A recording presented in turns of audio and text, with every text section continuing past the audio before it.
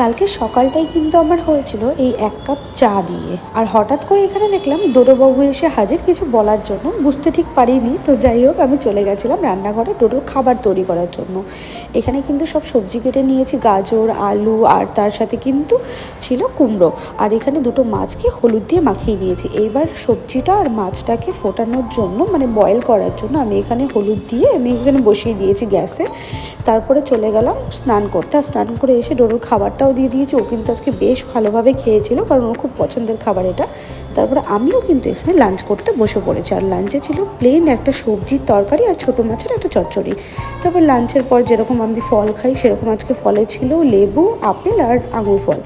দুপুরবেলা কিন্তু এই মুভিটা আমি দেখছিলাম। এটা কিন্তু নরসিংহা মুভি, যেটা হচ্ছে মাহভূতা নরসিংহা, আমার এখন দেখা সবথেকে বেস্ট মুভি।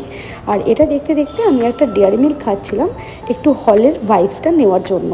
যাই হোক, তারপরে ঘুমিয়ে পড়েছিলাম। বিকেলবেলা উঠে আমি একটুখানি চা বানিয়েছিলাম। আর আজকে কিন্তু চাটা আমি খেয়েছিলাম এই ভাঁড়গুলোতে, এটা হচ্ছে চকলেট ভাঁড় কিনে এনেছিলাম সেগুলোতে। তারপরে এখানে খিচুড়ি খাচ্ছিলাম। এই খিচুড়িটা কিন্তু মায়ের প্রসাদ, এটা সরস্বতী মায়ের পুজো হয়েছিল পাড়াতে, সেটার প্রসাদ।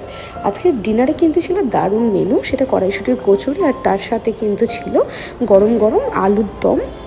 আর এটা কিন্তু কচুরিটা আমি বানিয়েছিলাম, আর আলুর দমটা কিন্তু বোন বানিয়েছিল। দেখো, দেখতে কিন্তু দারুণ লাগছে। তো ভিডিওটা ভালো লাগলে অবশ্যই লাইক, কমেন্ট, শেয়ার। আজকের জন্য এইটুকু, দেখা হবে নেক্সট ভিডিওতে। আজকের জন্য টাটা।